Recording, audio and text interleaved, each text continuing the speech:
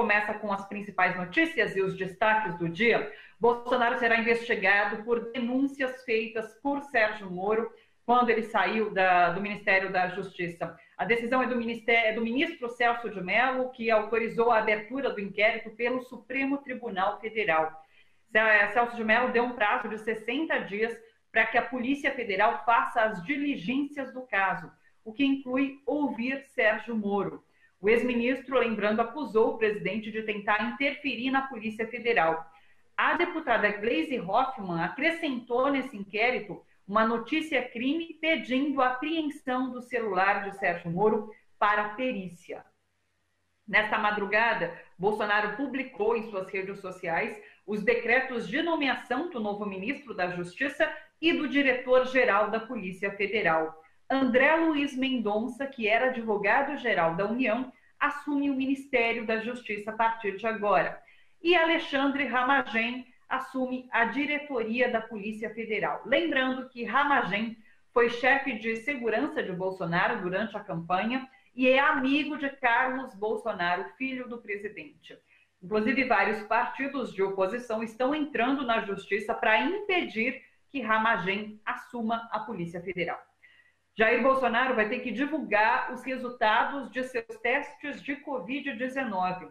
A pedido do jornal Estado de São Paulo, a juíza federal Ana Lúcia Petri Beto determinou que a União entregue ao Estadão os laudos de todos os exames que Bolsonaro fez para saber se estava ou não infectado pelo novo coronavírus. O que deve ser feito tem um prazo de 48 horas. Esse prazo vence amanhã. Última notícia, Bolsonaro divulgou hoje nas suas redes sociais que o Ministério da Saúde vai distribuir 272 respiradores mecânicos até o final deste mês.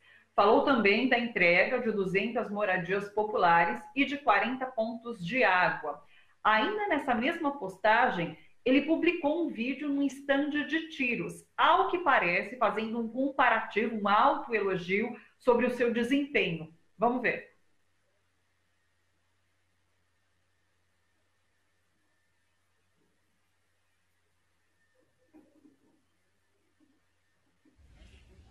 Aí, 10 tiros, o pior foi 8. Tá bom, né?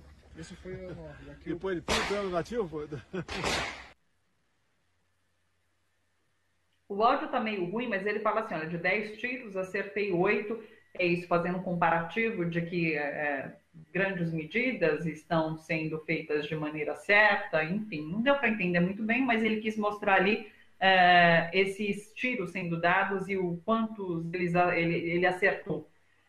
Sobre tudo isso, vamos conversar agora com o jornalista do Tijolaço, o Fernando Brito. Oi, Fernando, tudo bom? Thalita, nada bem. É muito triste que no meio desse drama que o nosso país está vivendo, a gente seja forçado a analisar esse tipo de situações, né, que praticamente são únicos no mundo. Né? No mundo inteiro existe um grau de trégua política, né, para enfrentar a pandemia, enquanto no Brasil nós estamos vivendo uma guerra política onde o presidente Jair Bolsonaro certamente não está acertando 8 tiros em 10, como ele se vangloria de fazer. Eu acho que essa nomeação do André Mendonça para o Ministério da Justiça, ela foi um pouco o preço que Jair Bolsonaro teve que pagar para fazer o que lhe interessa, colocar este delegado Ramagem na chefia da Polícia Federal. É ali que ele quer interferir nas investigações, é ali que ele quer proteger a si e aos seus filhos das investigações, e ele colocou um ministro que ele próprio definiu certa vez como terrivelmente evangélico, como uma espécie de compensação para que ele pudesse teimar nessa indicação que está sendo questionada na Justiça e que tem até muito grandes possibilidades de ser ali barrada. O André Mendonça é um servidor de carreira, né, da Advocacia Geral da União. Ele é muito ligado ao presidente do Supremo, Dias Toffoli. Foi Toffoli quem o indicou no governo Michel Temer para ocupar a chefia da Advocacia Geral da União. Foi Toffoli que, nas conversas, quando Bolsonaro se elegeu, pediu que ele fosse mantido nesse lugar. E ele é aquele típico funcionário que liga muito pouco para qualquer coisa que não seja a sua carreira. Por isso, eu creio que ele tem alguns limites que ele não vai cruzar. né? Eu acho que ele vai procurar se conter, ele não vai praticar barbaridades tal como alguns acham que ele faria, ele não vai fazer isso porque, em primeiro lugar, né, ele se queima nas possibilidades que tem de ser indicado ministro do Supremo mais adiante no governo Bolsonaro. Eu acho que nessa primeira indicação de novembro, do Celso de Mello, não se consumaria, mas há uma segunda, em meados do ano que vem, na vaga de Marco Aurélio Mello, e eu acho que aí ele tem possibilidades. Portanto, é possível que ele se cuide, que ele se limite. Já o delegado da Polícia Federal vai ter que enfrentar pressões da imprensa, pressões da própria corporação e pressões da justiça. Porque alguém hoje lembrou muito bem, eu acho que foi o Reinaldo Azevedo que fez essa recordação, há meios legais de questionar um eventual desvio de finalidade nessa indicação feita pelo presidente. Agora, o que impressiona mais é que o Brasil está entrando na fase mais aguda da pandemia. Agora mesmo eu estava vendo os números que foram divulgados hoje pela Secretaria de Saúde de São Paulo. É o maior número de mortes ocorrido na capital, no estado de São Paulo, desde o início da pandemia. E nós estamos simplesmente tratando como se tudo tivesse normal, a disputa política, as nomeações e até mesmo essas anormalidades que viraram normais na vida brasileira, processo disso, inquérito daquilo, isso virou uma rotina no nosso país, né, desde que nós judicializamos a política, estão tomando lugar dessa notícia importante. Né? Foi chocante para mim assistir ontem a trinca ministerial lá da saúde, colocada para explicar, e até um rapaz ali que veio da equipe do Mandetta, dizendo que a nossa taxa de mortalidade está muito boa, está muito baixa, que nós estamos melhores do que a Alemanha, que é o único país europeu que conseguiu sair com danos controlados desse processo. Então eu fui buscar, a partir de uma informação que eu li na internet, fui buscar os números que chocam as pessoas. Eu vou contar rapidamente essa história. O presidente argentino, Alberto Fernandes, quando a Argentina tinha 45 casos de infecção pelo coronavírus, 8 dias depois de ter sido registrada a primeira morte naquele país, que foi no dia 7 de março, ele decretou o isolamento social compulsório no país inteiro. O Brasil, que teve a primeira morte no dia 17, nunca decretou isolamento social, a não ser nas cidades do Rio, de São Paulo e uma ou outra. Né? E assim mesmo um isolamento social muito frouxo, que está sendo toda hora reformado para abrir mais coisa, e a população sem exemplos, né, não obedece, tem menos de 50% de índice de isolamento contado pelas medições de celulares, e o resultado é que, em relação aos números argentinos, com 10 dias menos de epidemia do que eles, desde a primeira morte, os números são assim: a Argentina tem 197 mortes por coronavírus, o Brasil mais de 4.600. O Brasil tem 66 mil casos de infecção por coronavírus, a Argentina 4.003. Mesmo considerando a disparidade do tamanho das populações, a população argentina é um pouco menos do que 5 vezes menor do que a nossa, você teria, se o Brasil tivesse seguido os padrões argentinos, 3.000 mortes a menos. E teria 1/3 apenas dos casos que estão registrados.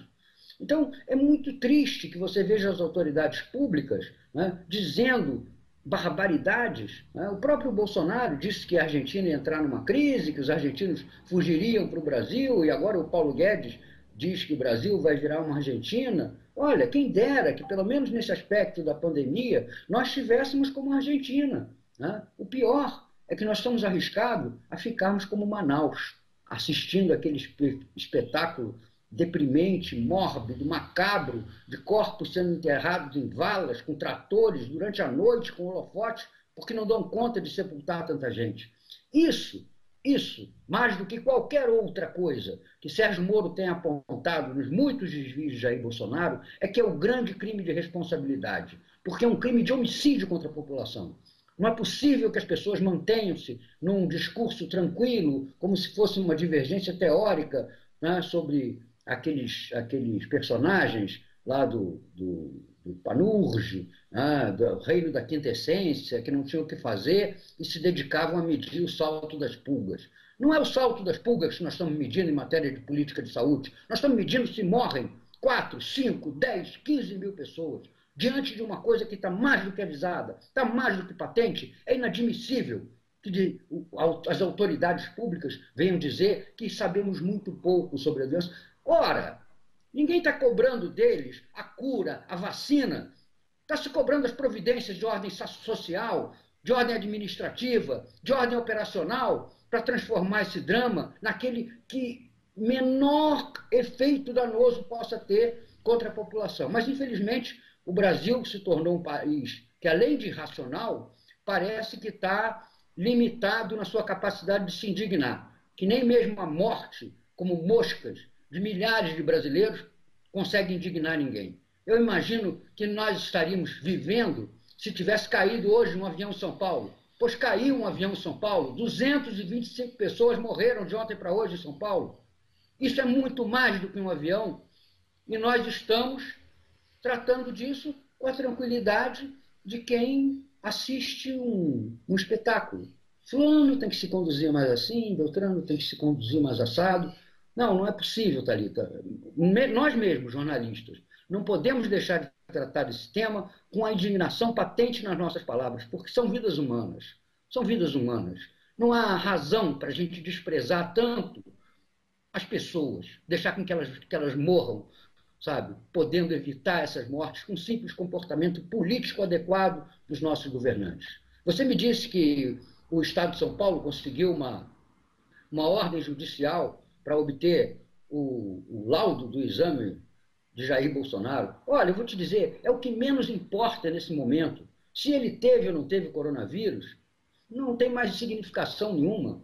O que está se esperando dele não é um atestado de negatividade ou positividade de resultados de testes. O que está se esperando dele é uma atitude de presidente que vê o seu povo ser atingido pelo vírus, assim como ele atingiu aquele alvo num espetáculo patético de um presidente da República que quer se meter a Rambo, quando o povo está morrendo, sabe, e sendo enterrado em filas macabras, em trincheiras, em valas, em Manaus. Não é possível que o presidente da República não tenha nada a dizer sobre isso. Se fosse um desastre de Brumadinho, que matou 257 pessoas, que é metade do que vai ser anunciado hoje à tarde como mortes no Brasil, estariam, vamos sobrevoar a região, vamos verificar. Não, morre o dobro, mas está na conta, está na conta. Então, isso positivamente, Thalita, não é uma coisa que a gente, para permanecer frio no comentário político, e tem que fazer esse comentário político, tentando analisar, né, o que move o presidente da República e as chances, a meu ver, hoje insignificantes, de que ele venha a ser impedido, interditado, empichado, né, a gente não pode deixar de lado a indignação que a gente tem com isso que o nosso país está passando. Era grave, era inevitável, sabe, mas era previsível. Nós tínhamos que estar prontos para responder da melhor maneira possível. E, infelizmente, a melhor maneira possível não é fazendo arminha, como o Bolsonaro insinua. Nem atirando ali no alvo. Enfim, Bolsonaro até esse momento não se solidarizou, inclusive, com as mortes por coronavírus aqui no país. Quando foi questionado sobre essas mortes, ele disse, vamos lembrar bem, eu não sou coveiro. Agora, deixa eu acrescentar, Fernando, para você algumas informações a partir do que você traz para a gente, de fato. São Paulo hoje, por exemplo, a capital, bateu recorde de trânsito. O índice de isolamento no Brasil caiu pela 5ª vez.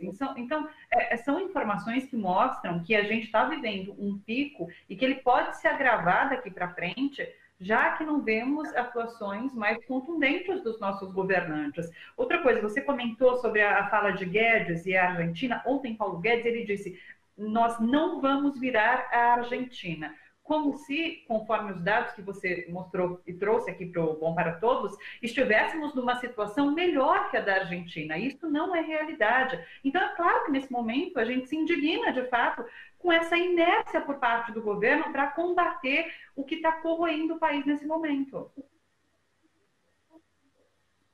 Thalita, o problema é que nós aqui somos alguns poucos que estão fazendo isso. As nossas elites políticas, infelizmente, elas se entregaram ao jogo de poder que há muito tempo abandonou o interesse da população. Isso só vai voltar a se normalizar quando esse país deixar de ser o país da irracionalidade, a mesma que leva as pessoas aos montes para a rua hoje, reduzindo os índices de isolamento e transformando quase que em uma piada o índice de isolamento, ela talvez só venha a se tornar mais lúcida e racional depois que passar pelo choque, como eu disse, do Brasil não se tornar uma Argentina, o Brasil se tornar uma imensa Manaus. Fernando Brito, muito obrigada. Sempre muito bom conversar com você e aproveitar as informações que você traz aqui para a gente. Obrigada, até uma próxima. Fique em casa e se cuide. Tchau, Tati.